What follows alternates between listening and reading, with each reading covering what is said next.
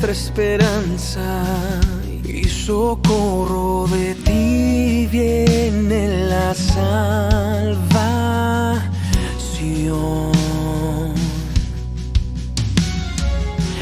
Nuestro refugio en angustia, nuestra confianza en la duda. Si tú con nosotros, ¿de qué temeremos, Señor? Si de ti viene la salvación, si es tu fe que nos da el valor, ¿de qué temeremos?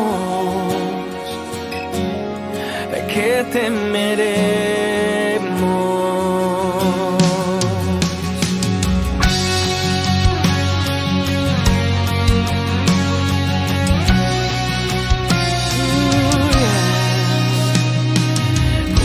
Nuestra roca, nuestra fortaleza, nuestra esperanza y socorro, de ti viene la salvación.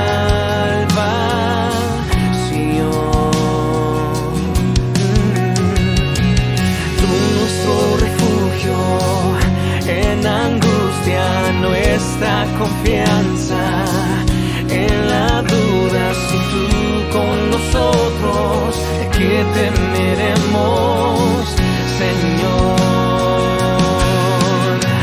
Si de ti viene la salvación, si es tu fe que nos da el valor, ¿de qué temeremos? ¿De qué temeremos?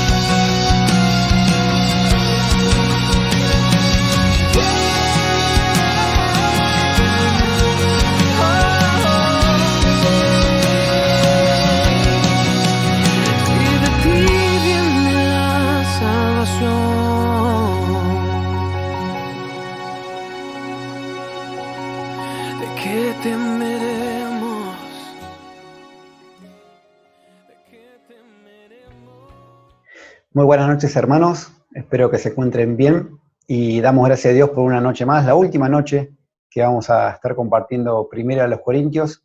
Agradecido a Dios por lo que fue todo este tiempo de poder compartir su palabra, la verdad que es un privilegio y como siempre les dije, con mucho temor, ¿no? Porque uno tiene el desafío en primer lugar cuando uno lee la palabra de ponerla en práctica y luego al enseñarla también es otro desafío más.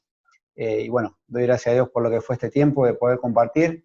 Si bien hoy no es el cierre, porque el miércoles vamos a tener el capítulo 16 como conclusión, sí es el último domingo que vamos a estar compartiendo, así que vamos a estar viendo el capítulo 15, un capítulo muy, muy importante. No lo digo yo porque me tengo que compartir a mí, sino que lo dicen muchos estudiosos de la Biblia, en donde vamos a ver el tema de la resurrección del cuerpo. Y quizás nos vamos a quitar muchas dudas de cómo será nuestro cuerpo resucitado o glorificado. O quizás también nos vamos a ir con muchas más dudas. Lo importante es que, aunque sea, podamos aprender algo en esta noche y sobre todo poder sacar algo práctico de todo lo que vayamos a leer. No vamos a leer todos los versículos porque son 58 y el tiempo apremia, pero bueno, vamos a tratar de hacer lo posible de quitarnos las mayores dudas que tengamos y poder sacar algo práctico en esta noche para cada una de nuestras vidas. Vamos a orar en esta noche para poder dejar este tiempo en la mano de Dios y para que sea Él hablando a través de su palabra. ¿Oramos? Señor, le damos tantas gracias por este tiempo, gracias por Primera de Corintios, Señor, esta carta que nos anima y nos transforma, Señor, como toda tu palabra, y queremos pedirte que seas tú hablándonos en esta noche, Padre, que seas tú guiando este tiempo, que sea tu nombre glorificado, Padre, y que realmente tú nos ayudes a poner en práctica lo aprendido hoy, Padre. Queremos dejar este tiempo en tus manos, en el nombre de Jesús. Amén. Muy bien, hermanos, vamos a mostrar en la pantalla como hemos hecho, lo que vamos a ver esta noche, ¿no? El tema del capítulo 15 es la resurrección del cuerpo. Y vamos a ver las pruebas de la resurrección, hay esas 4 pruebas, la histórica, personal, doctrinal, práctica. Después vamos a ver el proceso de la resurrección y el programa de la resurrección. Esos 3 puntos vamos a tratar de ver en esta noche. Sé que son muchos versículos y es muy profundo. Este capítulo es demasiado profundo. Quizás te animo, quizás no, te animo a que lo puedas leer en tu casa, hermano, porque es muy interesante. Y es interesante estudiarlo, hacer un estudio quizás más personal, más allá de lo que podamos ver en esta noche, ¿no? En el poco tiempo quizás que tenemos, es interesante que puedas ahí profundizar más con un comentario bíblico, quizás hay cosas que son muy profundas que acá el apóstol Pablo escribe, pero en fin, vamos a ver la resurrección del cuerpo en esta noche, capítulo 15, por eso puse esa imagen, ¿no? La tumba vacía, porque va a hablar de la resurrección de Cristo, y la primera prueba, que es la histórica, nos va a hablar del Señor Jesús. Y Pablo escribe este capítulo en un contexto, sabemos que a quién les escribe, que es a los Corintios, en Grecia, está ubicada esta iglesia, y los filósofos griegos no creían en sí en la resurrección del cuerpo, no creían en esto. Por eso en Hechos capítulo 17, cuando Pablo predica en Atenas y empieza a hablar de la resurrección, se le burlan, dicen, algunos se burlan, dice ahí de Pablo, de esta enseñanza nueva, esta enseñanza extraña que Pablo estaba dando.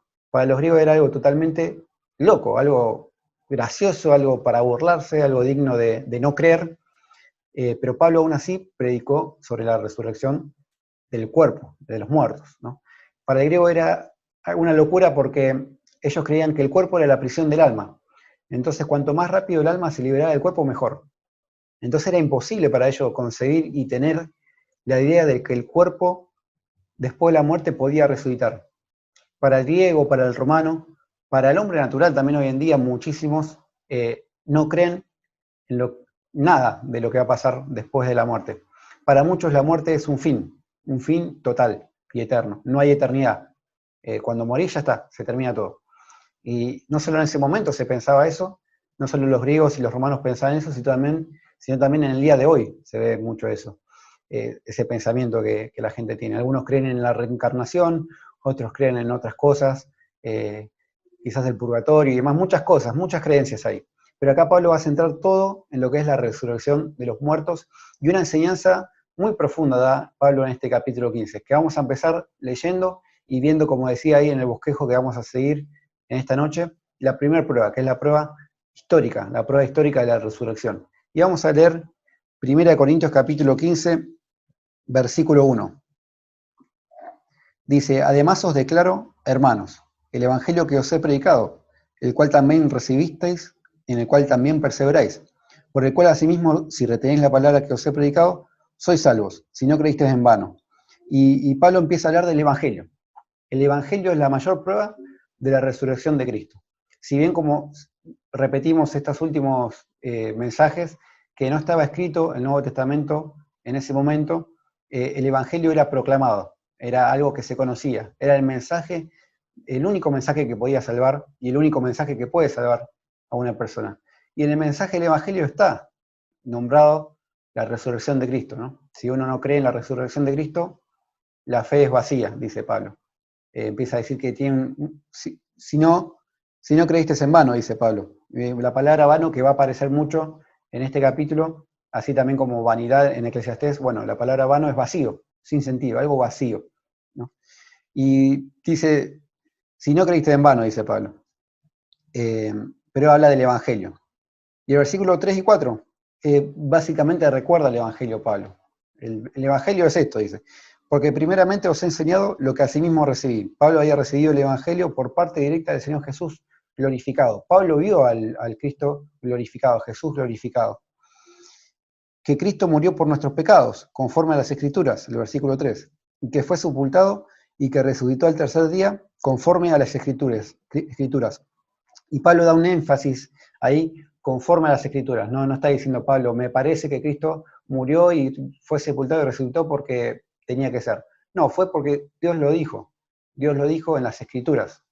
Y Pablo se está basando en escrituras del Antiguo Testamento, que él conocía muy bien, era un erudito hebreo, que conocía quizás de tapa a tapa todo lo que es la Torá, el Antiguo Testamento de los judíos, y él se basa en versículos del Antiguo Testamento para decir esta verdad. Yo les enseñé lo que asimismo recibí, que Cristo murió por nuestros pecados, que fue sepultado y que al tercer día resucitó de los muertos. ¿Qué mayor prueba histórica que esta? Que yo le estoy dando, que yo recibí del Señor mismo. Pero no solo eso, no hace falta que me crean solo a mí. Dice que también que apareció a Cefas, el versículo 5, y después a los 12, le apareció a los discípulos, le apareció a Cefas, a Pedro, nombra a Pedro acá. Después apareció a más de 500 hermanos a la vez, de los cuales muchos viven aún y otros ya duermen. Algunos estaban vivos, otros ya habían muerto, pero si tienen alguna duda, pregúntenle a uno de estos 500 hermanos que están vivos si vieron a Cristo resucitado. Pregúntenle a Pedro, que él sí lo vio. Pregunten a alguno de los 12, que lo vieron a Jesús resucitado. No tienen por qué creerme a mí solamente. Crean a la palabra de Dios, igual les dijo antes, porque la Escritura está escrito que Cristo iba a morir, que iba a ser sepultado y que iba a resucitar el tercer día. Pero si tienen dudas o si no tienen cómo leer la Biblia, porque en ese momento no había tantas copias, pregunten a alguno de estas personas, que son testigos oculares, vieron al Cristo resucitado, está diciendo Pablo. Versículo 7, después apareció Jacobo, después a todos los apóstoles, y al último de todos, como a un abortivo, me apareció a mí. Pablo fue el último al cual el Señor Jesús se les reveló glorificado, con el cuerpo glorificado, resucitado, fue a Pablo, fue la última persona que vio a Jesús resucitado. Porque yo soy el más pequeño de los apóstoles, que no soy digno de ser llamado apóstol, porque perseguí la iglesia de Dios. Este era el corazón de Pablo. Y el versículo 10, pero por la gracia de Dios soy lo que soy, y su gracia no ha sido en vano para conmigo. Antes he trabajado más que todos ellos, pero no yo, sino la gracia de Dios conmigo. Y Pablo tenía ese corazón de humildad, ¿no? Es importante siempre recalcar eso. Si bien acá está dando una prueba histórica de la resurrección, está diciendo la Escritura no miente, la Escritura es veraz, la Escritura es verdad. También le pueden preguntar a Pedro, le pueden preguntar a los discípulos, a los apóstoles, a los más de 500 hermanos que vieron a Jesús, y nombró a muchas personas, y por último se nombra a él.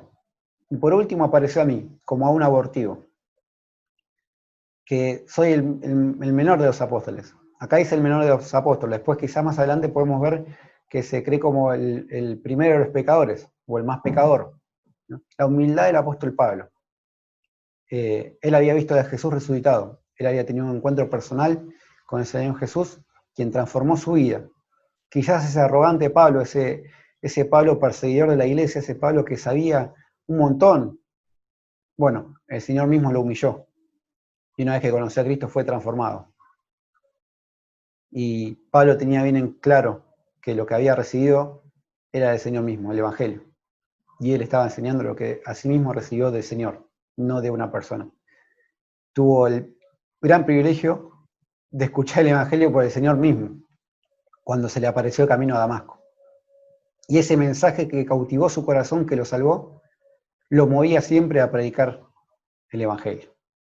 Y le está diciendo ahí a los corintios que hay que destacar que los corintios creían en la resurrección de Cristo.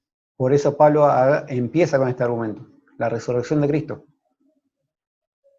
Ellos creían en la resurrección del Señor Jesús, pero no creían que todo el creyente iba a tener un cuerpo glorificado o iba a resucitar, que el Señor lo iba a resucitar. Por eso Pablo empieza hablando, Jesús resucitó, no se olviden.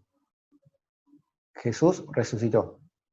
Y esto no es que lo digo yo porque se me ocurrió, no. Es lo que la Escritura dice. Y es lo que pasó conforme a las Escrituras. No solo eso, sino que muchas personas lo vieron al Señor Jesús resucitado. Y yo también, dice Pablo, lo vi. Que no soy digno de ser llamado apóstol, que soy el más pequeño de los apóstoles. Que por la gracia de Dios soy lo que soy, dice. Y termina diciendo este primer punto, porque o sea yo, o sean ellos, así predicamos y así habéis creído. Pablo predicaba este mensaje, y los corintios habían creído en este mensaje. Los hermanos de Corinto creían en la resurrección de Cristo. Y pasamos a la segunda prueba. La primera prueba, una prueba histórica. Vamos a mostrar ahí en pantalla para que sigamos viendo los puntos. La primera prueba histórica, ya pudimos ver la palabra de Dios, los hermanos que habían visto al Cristo resucitado, al mismo Pablo, que vio al Señor resucitado y con el cuerpo glorificado. En segundo lugar, la prueba personal de Pablo y de los Corintios. Versículo 12. Pero si se predica de Cristo que resucitó de los muertos, ¿cómo dicen algunos entre vosotros que no hay resurrección de muertos? Y acá está la clave, ¿no? No quedan dudas que los corintios creían en la resurrección de Cristo, pero no creían en la resurrección de los muertos. Y Pablo dice, ¿cómo? Si Cristo resucitó de los muertos, ¿por qué no hay resurrección de muertos?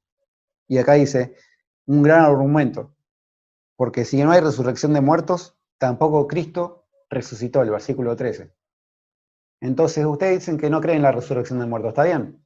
Pero ustedes están diciendo eso, entonces si ustedes dicen que si no hay resurrección de muertos, Cristo tampoco resucitó.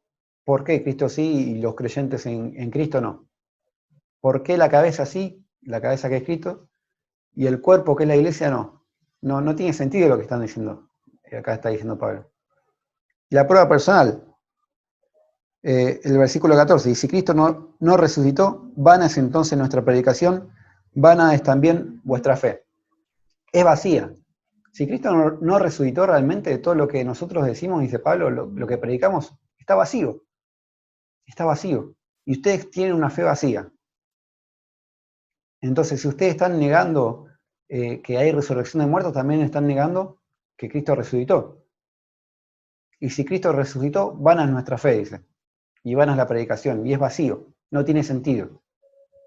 Y el versículo 17 dice, si Cristo no resucitó, otra vez dice, vuestra fe es vana. Aún estáis en vuestros pecados. Y Pablo, en el capítulo 6 vimos, cuando le dice a los corintios, y estos eran algunos antes, o estos eran antes algunos, en el capítulo 6, versículo 10, 9, 10, 11, cuando le empieza a hablar de los pecados que cometían o los cuales practicaban en su vida pasada. Estos eran algunos, pero ahora han sido transformados, dice, ahora son cuerpo del Espíritu Santo, empieza a decir Pablo. Entonces, los corintios habían creído, habían sido transformados por el Señor, y entonces dice, si ustedes creen que Cristo no resucitó, esa fe es vacía entonces, y están en sus pecados. Y Pablo dice, no, esto no es así. Esto no es así porque yo veo que a pesar de que era una iglesia madura, a pesar de que estaban cometiendo muchos pecados, a pesar de todo eso, ellos habían conocido a Cristo. Y Pablo vio su transformación, y Pablo vio un crecimiento en esa iglesia en su momento. Entonces está diciendo Pablo que, ¿no se acuerdan? ¿No ven que Cristo los transformó? Entonces, si Cristo los transformó es porque sí resucitó de los muertos. Y si Cristo resucitó de los muertos, también hay resurrección de muertos, dice Pablo. Y la clave es esta. Es la clave de nuestra fe, la resurrección de Cristo. ¿Por qué?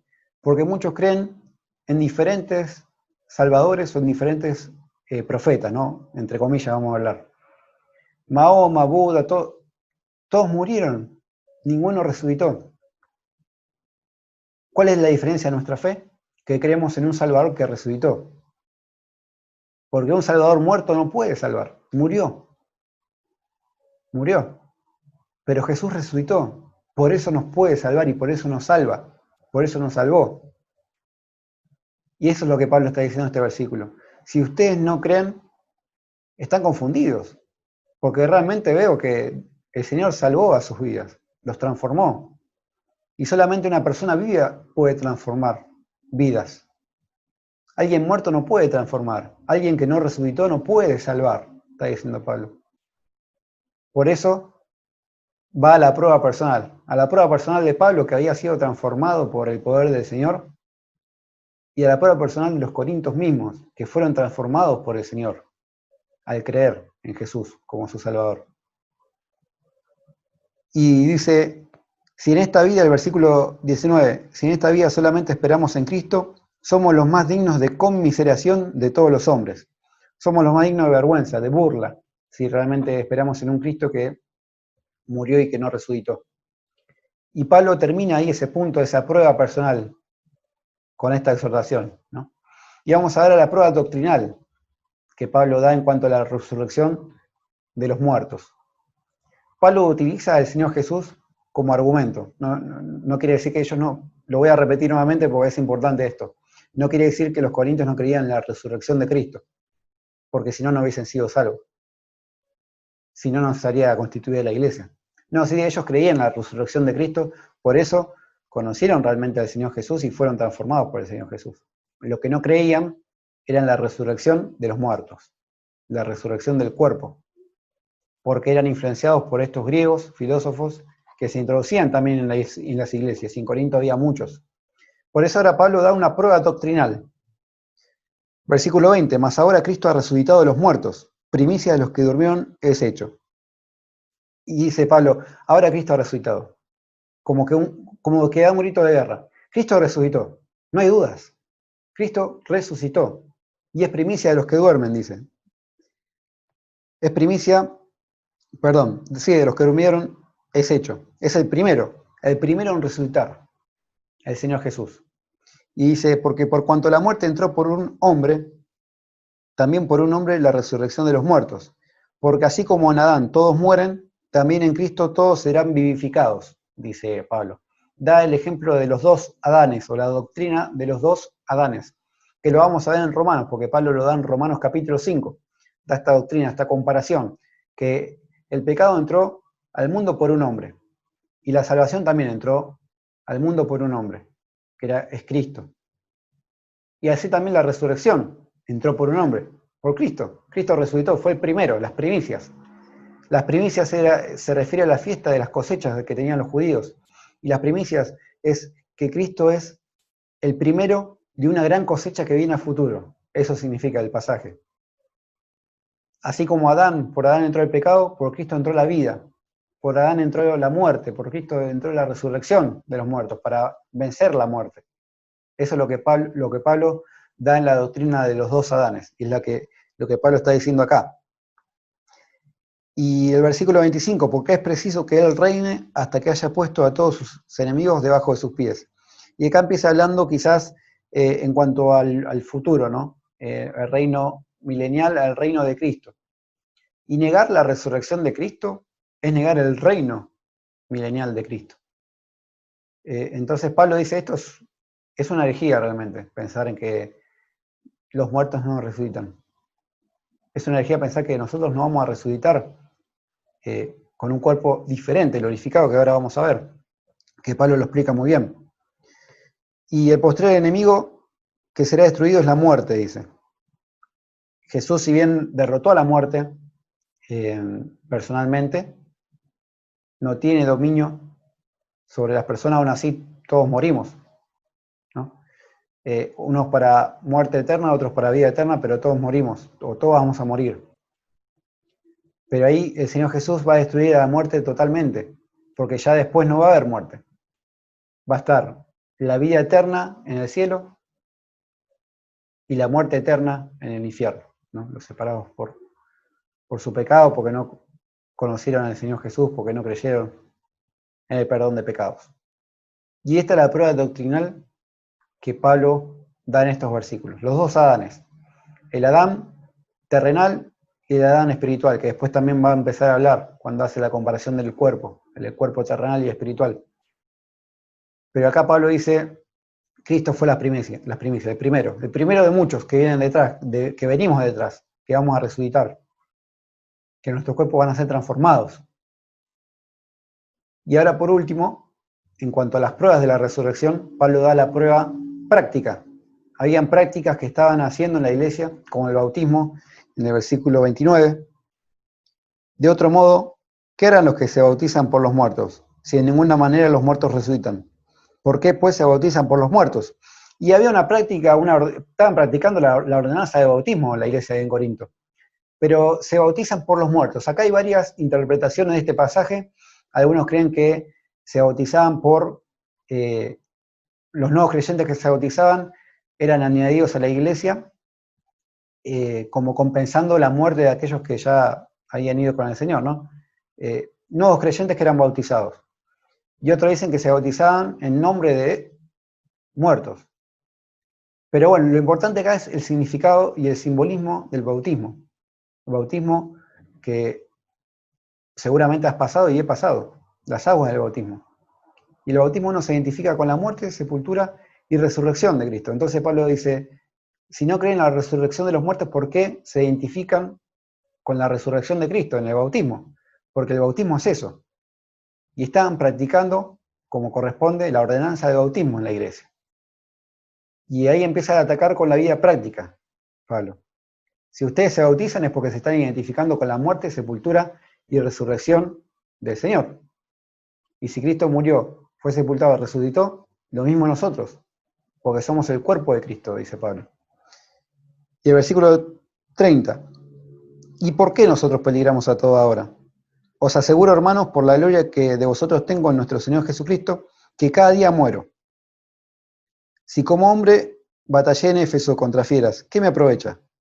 Si los muertos no resucitan, comamos y bebamos porque mañana moriremos, dice Pablo. Claro, en su vida práctica Pablo estaba sufriendo un montón por el Evangelio. Estaba sufriendo persecución. Lo querían matar a Pablo por dar este mensaje, el mensaje del Evangelio.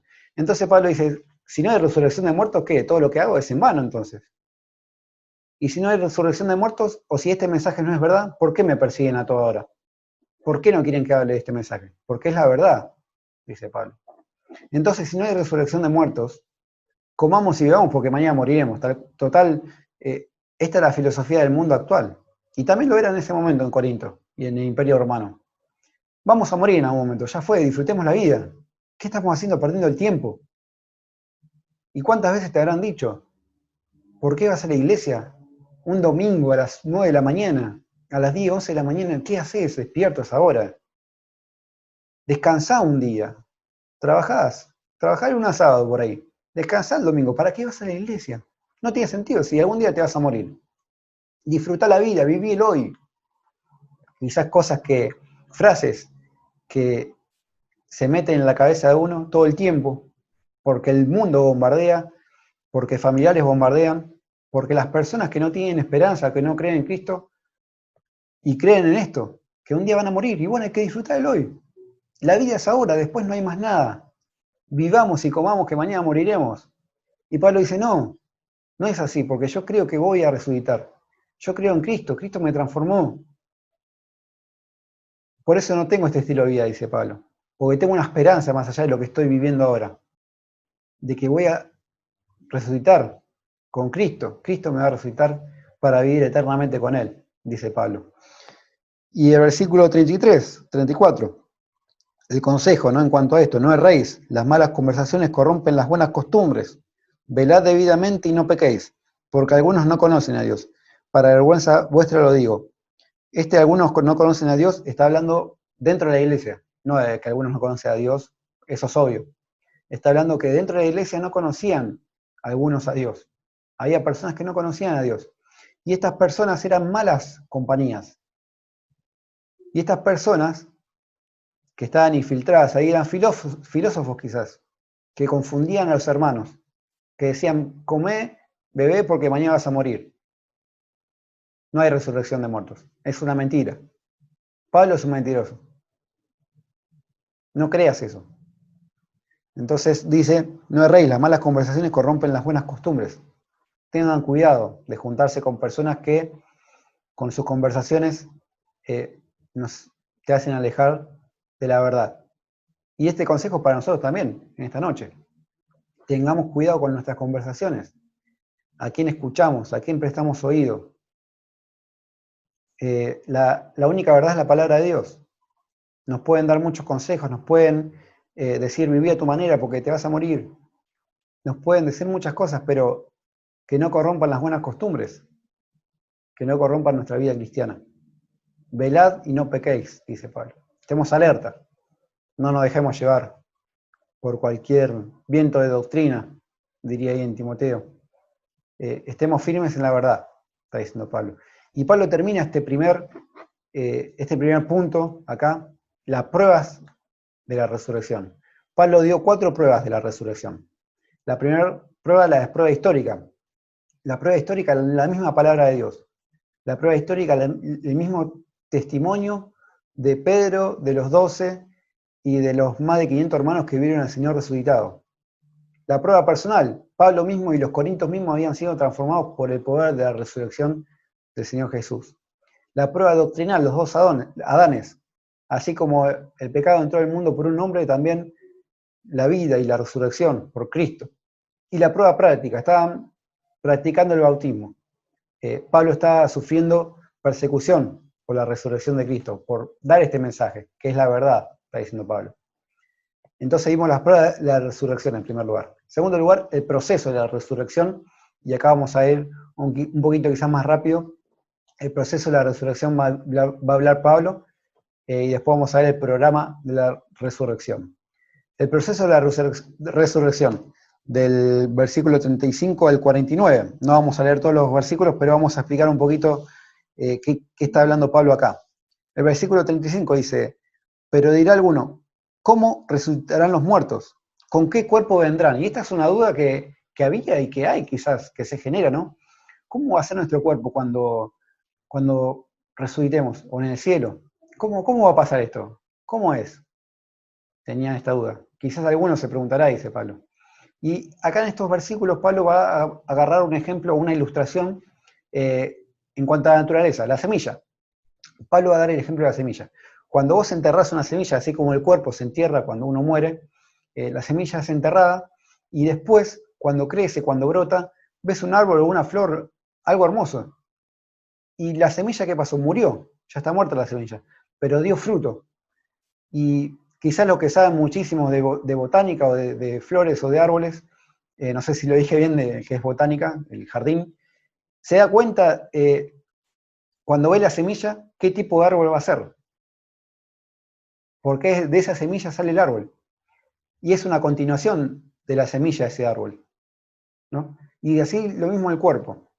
No es que nuestro cuerpo va a ser totalmente diferente. Nuestro cuerpo muerto va a ser transformado, si bien va a ser transformado, es una continuación en nuestro cuerpo espiritual. Y Pablo va a dar ese ejemplo, ¿no? Si bien es una continuación, es totalmente diferente.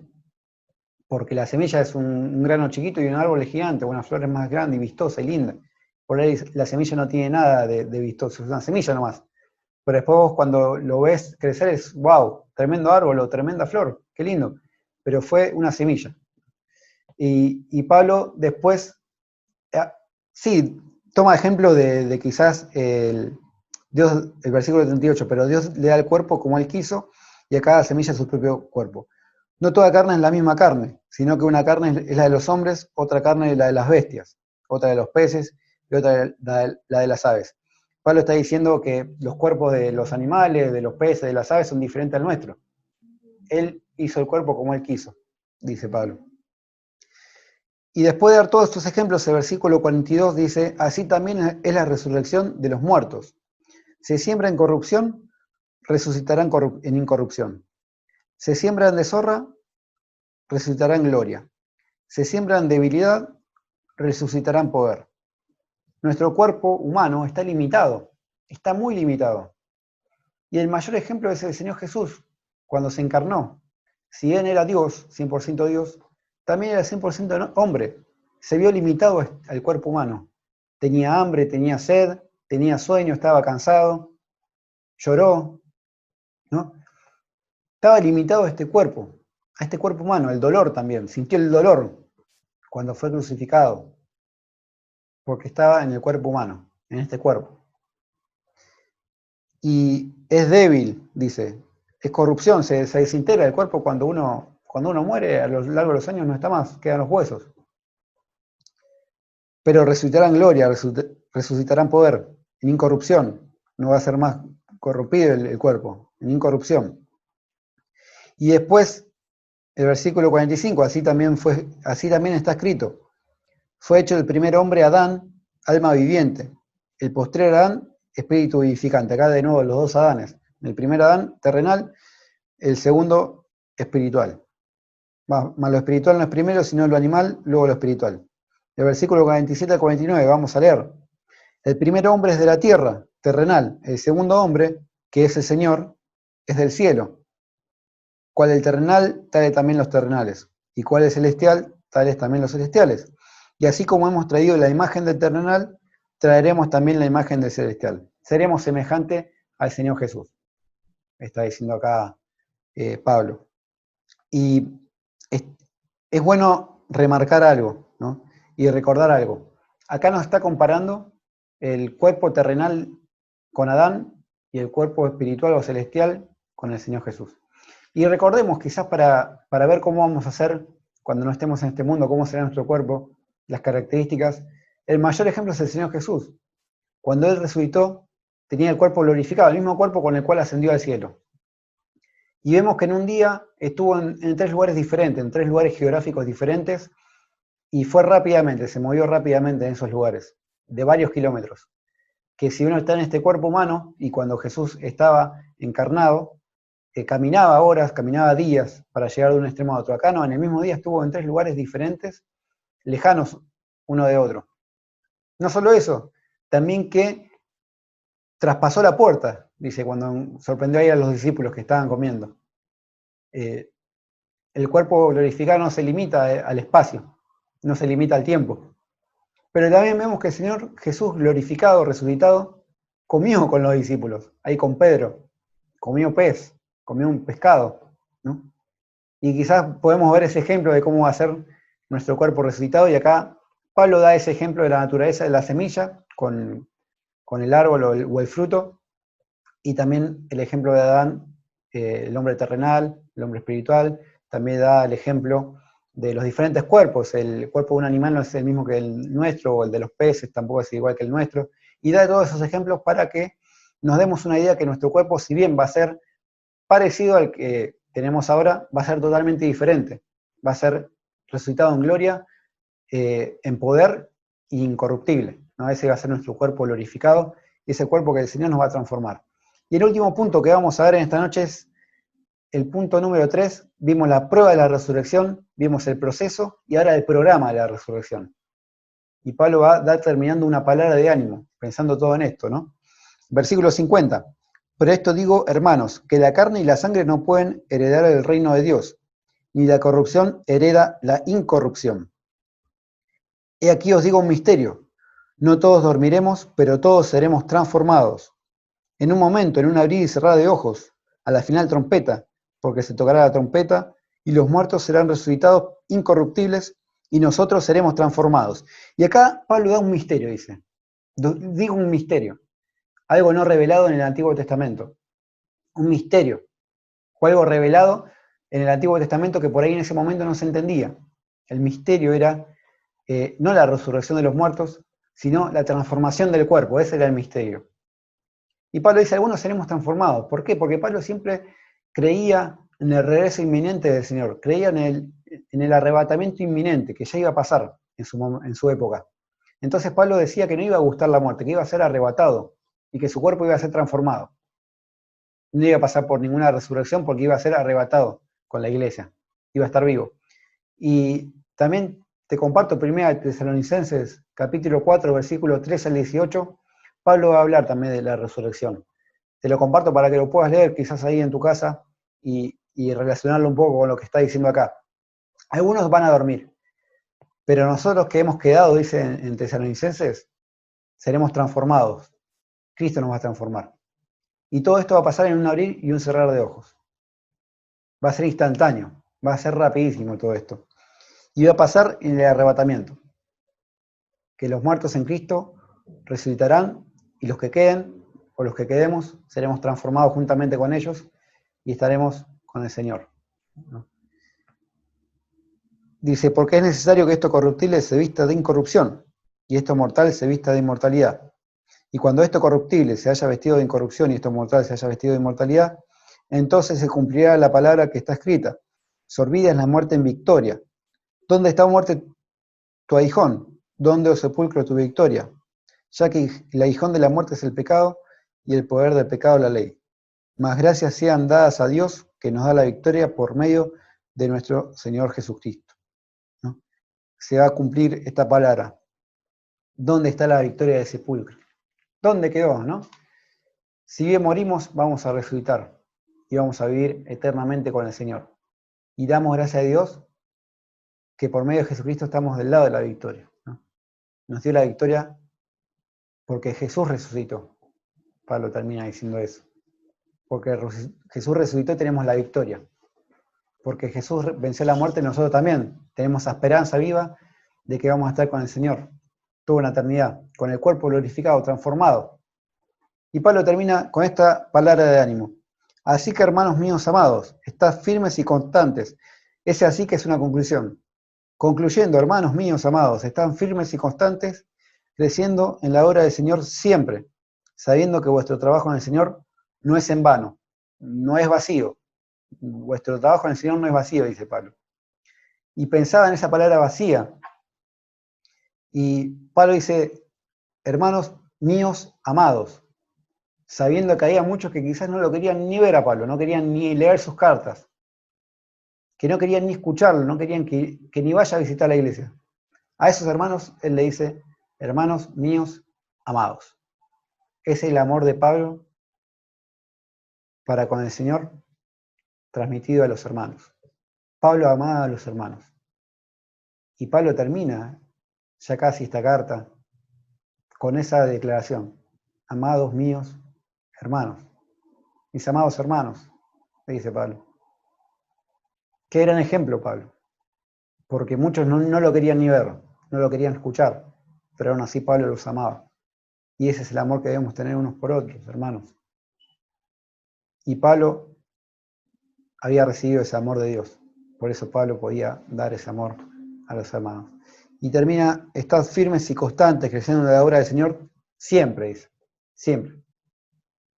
Sabiendo que vuestro trabajo en el Señor no es vacío, no es en vano. Y como les decía, pensaba en la palabra vacío. Y si no fuera porque la tumba está vacía, como vimos en la imagen, porque esa tumba quedó vacía, Cristo resucitó. Si esa tumba no estaría vacía, nuestro trabajo en el Señor sí estaría vacío. Pero como esa tumba está vacía, nuestro trabajo en el Señor no es vacío, no es en vano. No es en vano, hermano. Todo lo que hacemos para el Señor no es vacío. Tiene un propósito. Lo vemos en el capítulo 3. Oro, plata, piedras preciosas para el Señor. Porque todos vamos a comparecer ante el tribunal de Cristo. ¿Y qué vamos a presentarle delante de Dios? Hermano, lo que hacemos no es en vano para el Señor. Por eso debemos estar constantes y firmes en el Señor para poder servirle. Y Pablo habla todo esto de la resurrección y termina con esa conclusión. Ese es el versículo, tan completo. Ahora que sabemos que vamos a resucitar, que vamos a estar con el Señor, que Dios nos va a dar un cuerpo glorificado, un cuerpo parecido, pero totalmente diferente al que tenemos ahora, estemos firmes y constantes, porque vamos a estar con Él. ¿Y qué vamos a estar con las manos vacías o con algo para entregarle? Porque todo lo que hacemos no es en vano, dice Pablo. Es para el Señor, es para su gloria. Y más gracias sean dadas a Dios, que nos salvó, ¿no? Y Pablo termina con esta conclusión. Hermanos míos amados, por favor, permanezcan firmes y constantes en la obra del Señor, porque todo lo que hacen no es en vano. Y todo lo que hacemos, hermanos, no es en vano, si es para el Señor, si es con un corazón totalmente entregado al Señor, un corazón sencillo, humilde, un corazón que busca agradar a Dios. Que en este tiempo de cuarentena, quizás lo que quede, preparemos nuestro corazón y preparémonos para cuando volvamos a la iglesia, ¿no? Y que este tiempo de cuarentena tampoco es una excusa para decir no voy a servir al Señor. Sí, debemos servir al Señor en todo tiempo, porque el Señor vuelve, el Señor está cerca. Debemos servir al Señor no solo en la iglesia, en nuestras casas, para ganar a aquellos que se pierdan sin Cristo, para hacer el testimonio a tu familiar que se está muriendo sin Cristo y que no va a tener ese cuerpo glorificado, se va a ir al infierno si no conoce al Señor Jesús. Para poder ser testimonio al vecino que se muere sin Cristo y se va al infierno. Cristo está cerca, dice Pablo. Estemos firmes y constantes, hermano. Estemos firmes y constantes en nuestra comunión con el Señor. Pensando que Él resucitó, que venció la muerte, que tenemos la victoria, estamos del lado de la victoria. Debemos vivir de victoria en victoria, tomados de la mano del Señor. Busquemos al Señor, hermano, en este tiempo. Abramos su palabra, meditemos en su palabra, estudiemos su palabra. Arrodillémonos, busquemos al Señor. El Señor viene, está cerca, está a la puerta. ¿Y qué vamos a tener en nuestras manos para entregarle? Estamos del lado de la victoria, hermano. No hay excusas. Busquemos al Señor y estemos trabajando para el Señor, porque no es vacío ese trabajo. Vamos a orar. Señor, le damos gracias por esta noche, Señor. Gracias por tu palabra. Gracias porque nos anima a través de ella. Y te agradecemos, Señor, por las grandes bendiciones que nos das. Te pedimos que podamos ser transformados por ti en este tiempo, que podamos seguir buscándote, que tú nos animes, Señor, nos ayudes en momentos de adversidad, que realmente podamos estar en comunión contigo en este tiempo y que podamos servirte, Padre, en nuestros hogares o en el lugar donde estemos, Padre. Que todo sea para tu gloria, Señor, y te agradecemos por tu palabra que es viva y eficaz, Señor, y nos transforma, Padre. Queremos dejar nuestras vidas en tus manos, Padre, para que tú sigas haciendo esa obra que un día comenzaste en nosotros. En el nombre de Cristo Jesús, amén. Muy bien, hermanos, el miércoles nos vemos para cerrar con el capítulo 16 de 1 Corintios. Y bueno, espero que haya podido ser de bendición su palabra en este tiempo. Y animémonos, hermanos, sabiendo que el Señor está cerca. Sabemos que estas tribulaciones, estos momentos de prueba son temporales, comparado con lo que va a ser la gloria eterna con el Señor Jesús. Que podamos pensar en esto esta semana. Que tengan muy buena semana, hermanos. Y nos vemos el miércoles en la reunión de oración a las 8 de la noche. Dios les bendiga.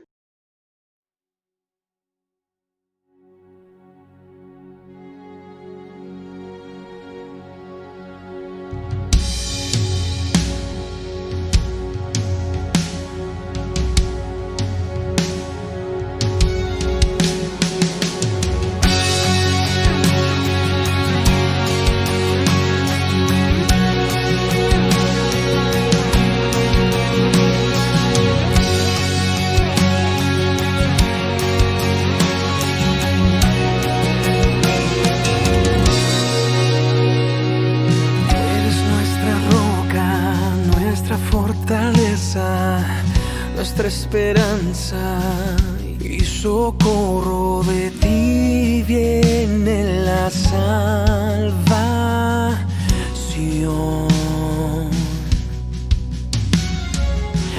Nuestro refugio en la angustia, nuestra confianza en la duda. Si tú con nosotros, ¿de qué temeremos, Señor? Si de ti viene la salvación, si es tu fe que nos da el valor, ¿de qué temeremos? ¿De qué temeremos?